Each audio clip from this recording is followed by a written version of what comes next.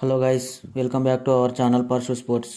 మనం ఈ వీడియోలో SRH 300 place loading and SRH action strategy, boys and players ఎవరు అనేది తెలుసుకుందాం. సో గైస్, మన ఛానల్కి కొత్తగా వచ్చినట్లయితే లైక్ అండ్ సబ్స్క్రైబ్ చేసుకోండి. ఇక టాపిక్లోకి వెళ్తే, ఐపీఎల్ మినీ యాక్షన్ డిసెంబర్ 16 మంగళవారం రోజున జరిగింది. అయితే ఎస్ఆర్హెచ్ ఓనర్ అయిన కావ్యమారన్ పైన విమర్శలు వస్తున్నాయి. ఎందుకంటే ఒక మంచి ఇంటర్నేషనల్ స్పిన్నర్, బౌలర్ కానీ కొనుక్కోలేదు. బలహీనంగా ఉన్న బౌలింగ్ విభాగంపై ఫోకస్ పెట్టలేదని అందరూ ఫ్యాన్స్ అయితే మండిపడుతున్నారు. కానీ దేశవాళీ క్రికెట్ అంటే ఇంటర్నేషనల్ క్రికెట్ ఎంతమాత్రం అవగాహన ఉన్నవారైతే ఈ విమర్శలని తప్పుపడతారు. ఎందుకంటే ఈ మినీ వేలంలో సన్ రైజర్స్ హైదరాబాద్ తెలివిగా వ్యవహరించింది. తమకు కావాల్సిన ఆటగాళ్లను మాత్రమే కొనుగోలు చేసింది. అంతేకాకుండా కొందరి ఆటగాళ్లపై ఉద్దేశపూర్వకంగా బిడ్ వేసి ధరను అమాంతం పెంచింది. Sunrisers Hyderabad core team మొత్తం విదేశీ ఆటగాళ్లతోనే నిండి ఉండటంతో దేశవాళీ ఆటగాళ్లపై మాత్రమే ఫోకస్ పెట్టింది. జట్టుకు బలహీనంగా మారిన బౌలింగ్ బలోపేతం చేసింది. ఆరెంజ్ ఆర్మీ కొనుగోలు చేసిన 10 మంది ఆటగాళ్లలో 8 మంది బౌలర్లే.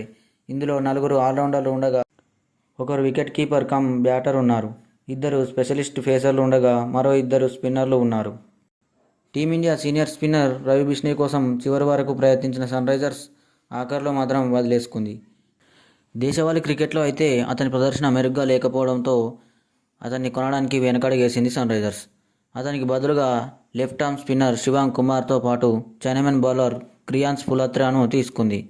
ఈ ఇద్దరితో పాటు డేంజరస్ బ్యాటర్ కమ్ స్పిన్నర్ అయిన లివింగ్స్టోన్ను తీసుకుంది. ఈ ముగ్గురిలో ఏ ఇద్దరు అంచనాలతో రాణించినా సన్ రైజర్స్ హైదరాబాద్కు తిరిగి ఉండదు. క్రియాన్స్ ఫులత్రా, శివాంగ్ కుమార్లను సన్ రైజర్స్ అయితే వాళ్ళ స్కౌట్ దగ్గరగా ఉండి అబ్జర్వ్ చేసి మరీ తీసుకున్నట్లుగా అర్థమవుతుంది. ఇక ఈ ఇద్దరు రూపాయలు 30 లక్షలకే దక్కడంతో టీం ఓనర్ కావ్యమారన్ సంతోషం వ్యక్తం చేసింది. క్రియాన్స్ ఫులత్రా బౌలింగ్ శైలి కుల్దీప్ యాదవ్ను పోలి ఉంటుంది. సౌరాష్ట్రకు చెందిన ఈ యువ బౌలర్ సౌరాష్ట్ర ప్రీమియర్ లీగ్లో 9 మ్యాచ్ల్లో 10 వికెట్లు పడగొట్టి ఎమర్జింగ్ ప్లేయర్ ఆఫ్ ద లీగ్గా నిలిచాడు. గత ఏడాది సన్ రైజర్స్ నెట్ బౌలర్గా సేవలు అందించాడు. జయదేవ్ ఉనద్కట్ సహకారంతో అతనికి ఈ అవకాశం అయితే దక్కింది. మధ్యప్రదేశ్ స్పిన్ ఆల్రౌండర్ అయిన శివాంగ్ కుమార్ బౌలింగ్తో పాటు బ్యాటింగ్ చేయగలడు. ఇషాన్ కిషన్కు బ్యాకప్గా అయితే సలీల్ అరోరాను తీసుకున్నారు. ఇక ఆరెంజ్ ఆర్మీ షకీబ్ హుస్సేన్, ఓంకార్ తర్మాలే, ప్రఫుల్ హింగే, శివం మావిలతో బౌలింగ్ బెంచ్లను బలంపరుచుకున్నారు. జాక్ ఎడ్వర్డ్స్, లివింగ్స్టోన్ వంటి క్యాప్డ్ ప్లేయర్లను తీసుకుంది.